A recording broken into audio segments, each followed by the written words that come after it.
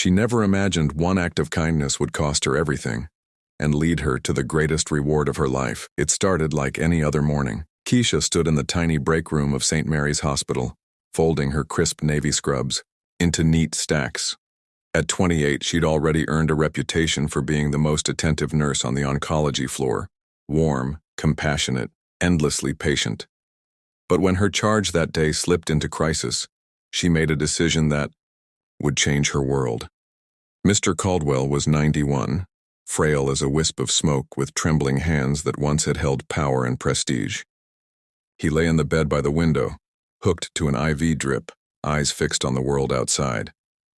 Keisha approached quietly, her shoes whispering against the linoleum. In his final hours, his staff had grown callous. They treated him like another chart to process. But Keisha saw a man who had family, regrets, hopes. She sat beside him and took his hand. "Mr. Caldwell," she said softly, "how are you feeling today?" He gave a weak smile, the lines around his eyes deep with years. "I'm ready to go, dear, but I'm alone in that bed." It irked her that hospital protocol forbade companionship beyond visiting hours. Yet with the kindness that defined her, she offered him a reprieve. She would stay through her shifts, and beyond if necessary, just to sit with him to offer comfort. At first it was a small mercy, holding his hand, reading poetry, whispering reassurances when he drifted into uneasy dreams. But then the unthinkable happened. His breathing became labored. His pulse faltered and the crash team was delayed in arriving. For precious seconds, Keisha bent over him, pressed her stethoscope to his chest, shepherded oxygen to his mouth from a portable tank. When the crash team finally rushed in, she watched from silent pride as they stabilized him, crediting the quick interventions taken before their arrival. Word of her heroism spread quickly, but not everyone applauded. Administration buzzed with rumors that she'd violated protocol by delaying the crash team's arrival. She'd stepped outside her role. She was reprimanded, unauthorized patient care, failure to follow chain of command. A formal hearing was scheduled. Through 3 tense days, Keisha stood firm. She had saved his life. Still, the hospital decided to terminate her contract, citing liability concerns. She packed her few belongings in a cardboard box, the edges soft from tears. On her last morning, she walked the hospital corridors one final time. Every nurse she passed exchanged furtive glances. Some nodded in sorrow. Others averted their eyes. In the elevator, she pressed hands to the railing, heart pounding with anger and sadness. She felt betrayed by the very place she'd devoted her career to healing. She remembered her mother's words, "Keisha, you heal with your heart, not just your hands. Never let them dull your compassion." Now she wondered if the world still valued such gifts. She climbed into her beat-up Honda Accord, the door closing, with a hollow echo. As she drove home through the city's awakening streets, she questioned her choices. How could selfless care be punished? How could goodness be treated like a crime? She felt the weight of uncertainty. Rent was due. Loans loomed. Prospects were dim. That afternoon, she returned to her modest apartment on Maple Street. Inside, the silence was oppressive. She sat at her small wooden table, nursing a cup of lukewarm coffee, and stared out the window at children playing tag under the cherry blossoms. She thought of Mr. Caldwell, his fading smile, his whispered, "Thanks." She reminded herself that what she did was right. But for now it left her jobless and adrift. A week passed. Each morning she rose before dawn, dressed in the same scrubs and sat at her table waiting for inspiration, or for despair. She applied to dozens of hospitals, clinics, nursing agencies. She called every contact she had in the medical community. Responses trickled. Position filled, no openings. We'll keep your resume on file. The rejections stung, but she refused to give up. On the 8th day, an envelope arrived with no return address. Inside was a single sheet of heavy stationery. "Please meet me at the Grand Oak Cafe, 8 a.m. Tuesday." No signature. Keisha frowned. Was it a prank? But her curiosity was piqued. She decided to go, After all, she had little to lose.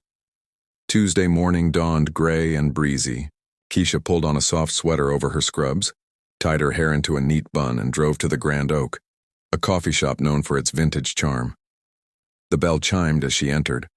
At a corner table sat an elderly gentleman, impeccably dressed, in a tailored suit and silk tie despite the weather. His hair was silver, his posture regal. He stood as she approached. "Ms. Johnson?" His voice was rich, measured. "Thank you for coming." She offered a polite nod. "You wanted to see me?" He gestured to the seat opposite. "Please, I'm Edward Caldwell." Her breath caught. The man before her was the very patient she had nursed, the one she risked everything to save.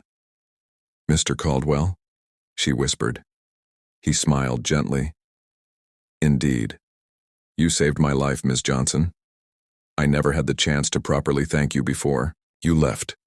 She studied him, stunned. You're alive." He nodded. "And I'd like to repay you for your kindness." Her mind raced.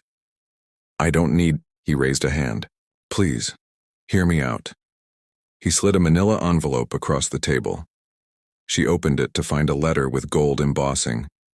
The letterhead read, "Caldwell Enterprises, Private Office of the Chairman." Her pulse quickened. She dared to look up. "I own the hospital you work at," he explained softly. "I've been recovering under a false name, wishing to avoid undue attention. When I heard what happened, how protocol nearly cost my life, I felt ashamed of the bureaucracy that nearly let me die." He paused. "I asked my assistant to find the nurse who showed me compassion. That was you." Tears stung at the corners of her eyes. "But I was fired because they never knew who I was." He sighed. "I've spent my life building companies, forging deals, recovering from setbacks. But you reminded me what matters most: the human connection. I'm restoring your position, effective immediately. Your record will be expunged, and I'd like to offer you a new role as head nurse on a special unit I'm funding. It's for patients like me, those with means but no one to care for them." Speechless, Keisha fought back tears. Thank you, sir. I don't even know what to say." He waved a hand. "Say you'll join me. We'll change healthcare from the inside out, starting here." That afternoon she returned to St. Mary's, dressed in her crisp scrubs but with a heart-brimming hope. The administrative office bustled. Whispers trailed her as she passed. She presented Mr. Caldwell's letter. Faces fell upon realizing they'd unjustly dismissed her. Apologies were mumbled, prideful stares avoided. Days later, the new unit opened, the Caldwell Care Center, an oasis within the hospital dedicated to personalized, compassionate care for patients who needed more than a chart. Under Keisha's leadership, the staff was trained not just in medicine but in empathy, how to sit with patients, truly listen, hold hands through fear. News of the unit spread beyond the city. It became a model for holistic care. Patients thrived, not just medically but emotionally. For Keisha, life changed dramatically. She moved into a spacious apartment downtown, furnished with local art and plants. Her schedule was demanding: administrative meetings, fundraising events, hands-on nursing shifts. But each day she reminded herself of why she loved her work. She kept a framed note above her desk. "I'm ready to go, dear, but I'm alone in that bed." It reminded her that no act of healing is too small. One evening, months into her new role, she received a call. The Caldwell Care Center had been nominated for a prestigious National Healthcare Award. As she stood before an audience of hospital executives and patient advocates, she spoke of compassion, of the moment she chose humanity over protocol, of the elderly man who had taught her that kindness cannot be measured in policies. After the ceremony, she stepped outside into the crisp night air, looking up at the stars. She felt gratitude for the journey, the heartbreak of losing her job, the uncertainty of each new day, the unexpected reunion that restored her purpose. She whispered a quiet thanks to Mr. Caldwell, wherever he was, for believing in her. And, in that moment, she knew she would never lose faith in the power of one person to change the world.